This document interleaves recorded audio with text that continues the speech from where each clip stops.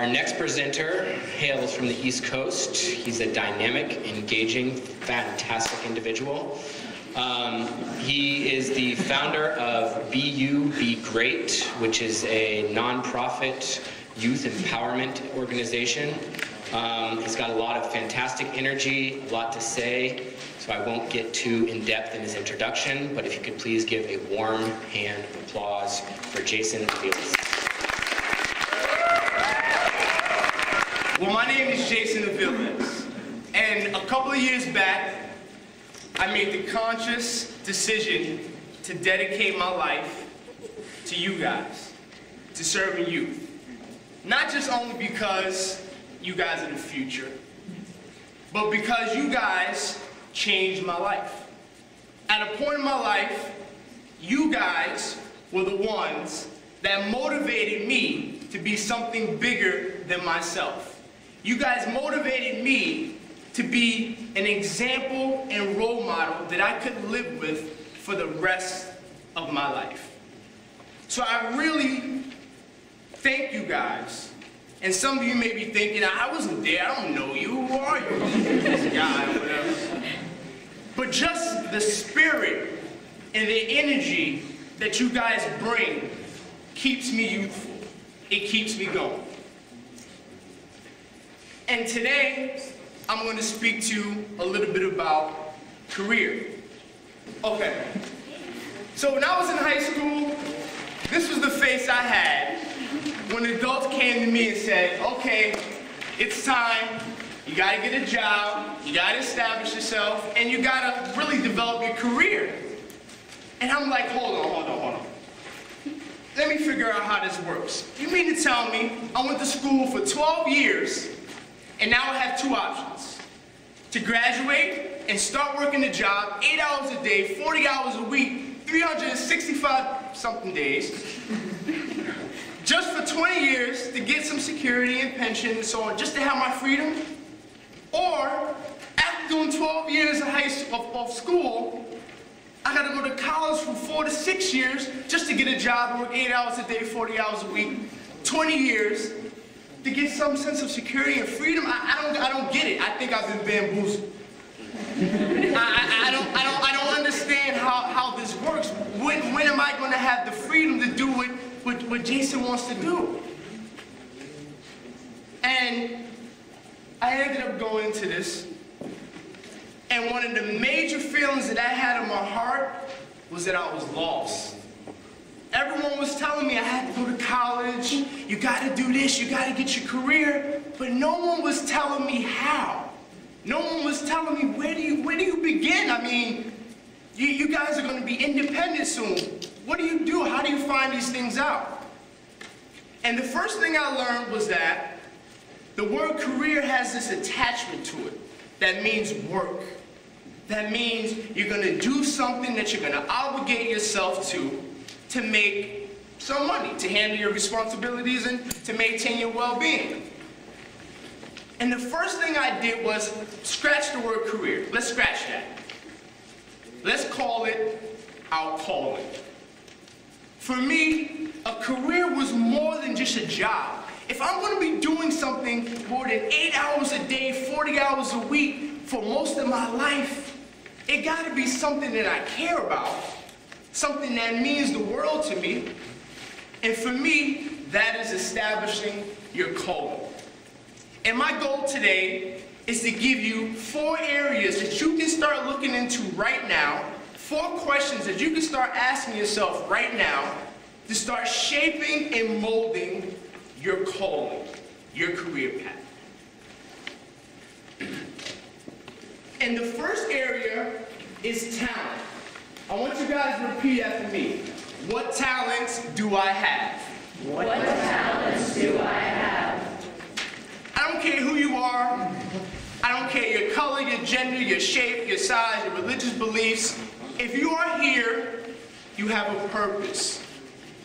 If you were born with a special, unique gift. You were born with a talent.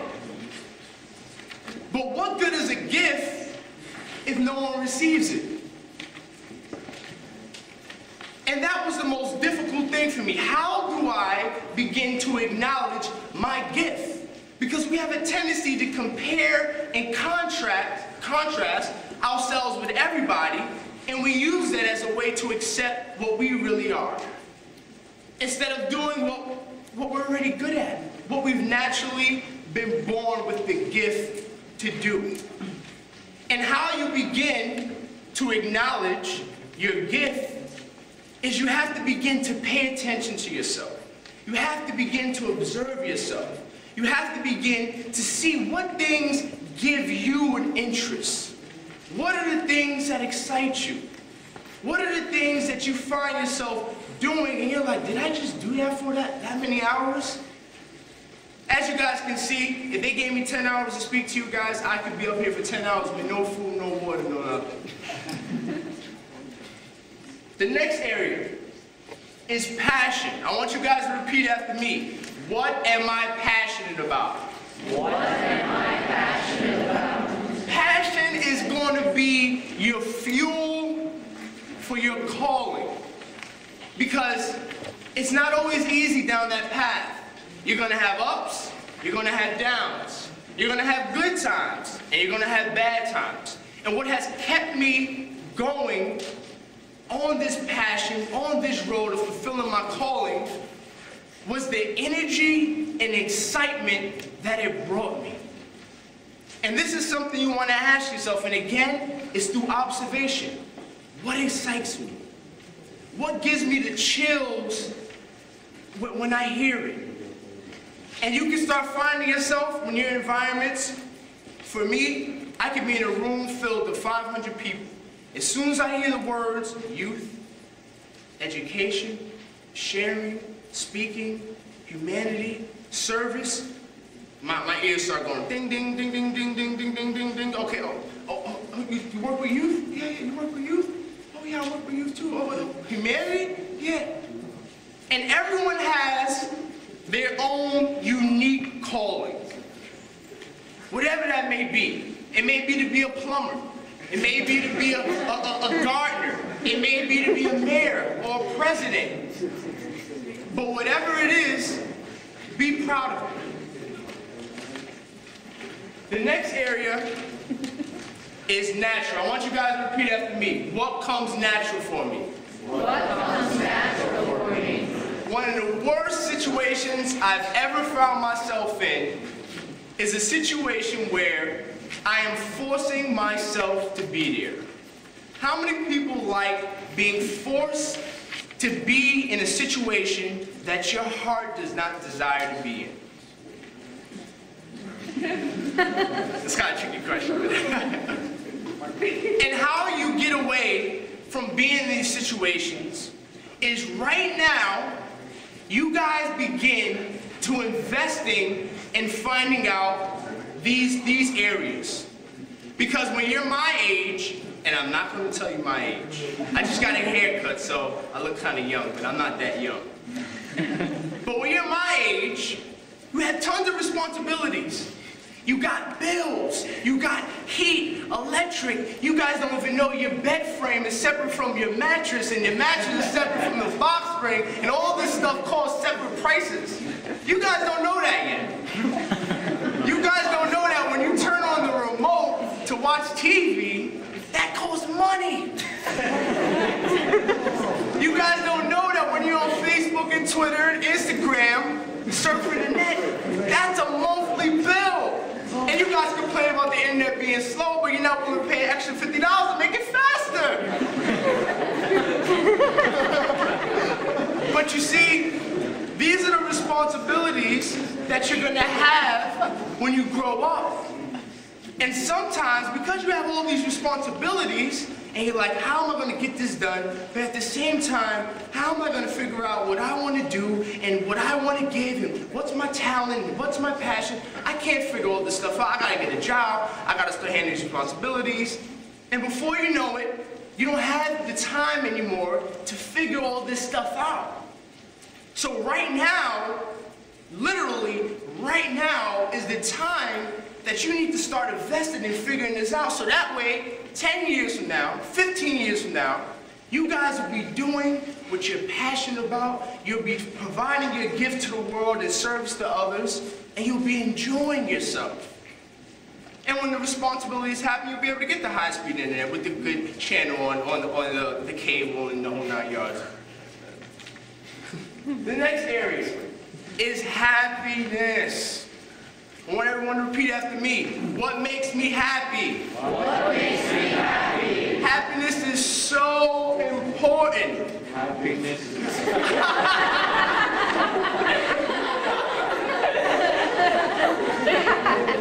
That means you guys are paying attention. I'm happy with that. And the reason why happiness is so important, because if you don't enjoy what you're doing, it's not going to last. And I'm going to tell you guys a little short story of what happened to me in my life and how I learned this lesson the hard way. At one point in my life, I was given a job making over $50,000 a year. I had 2 cars. I had an Infiniti and I had a Nissan. I had a motorcycle. Yep, I used to ride motorcycles. I had a 2001 Honda CBR 929RR. I know you guys don't know what that is, but it's a fancy bike. I called her Bumblebee because she was black and yellow. I loved her.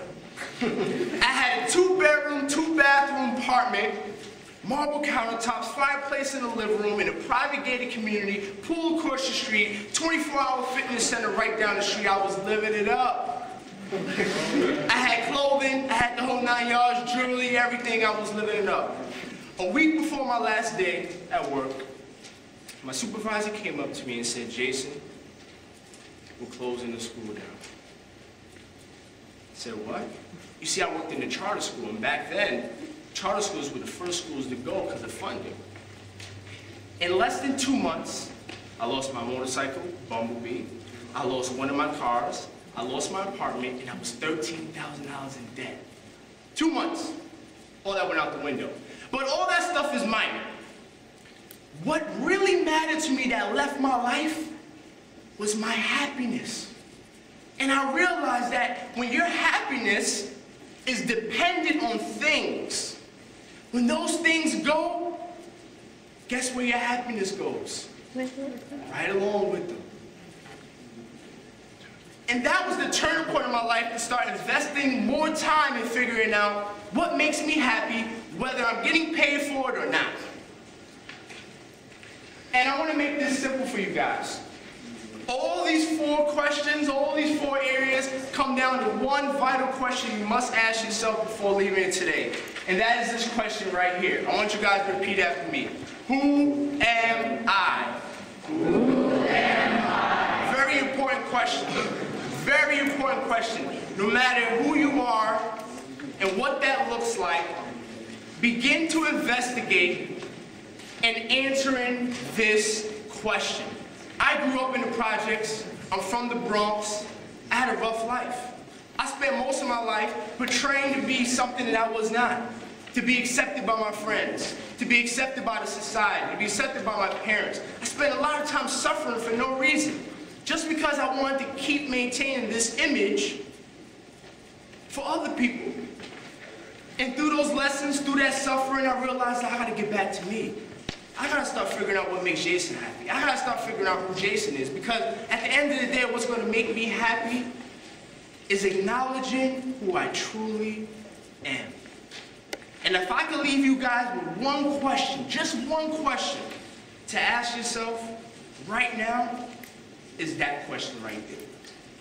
Who am I? And no matter what the answer may be, don't compare it to anybody else's answer. Don't contrast it with anyone else's answer. As long as it's what your heart is saying to you in that moment that you begin to inquire into that question, follow it, and I promise you with my life, you'll be good. Thank you guys so much.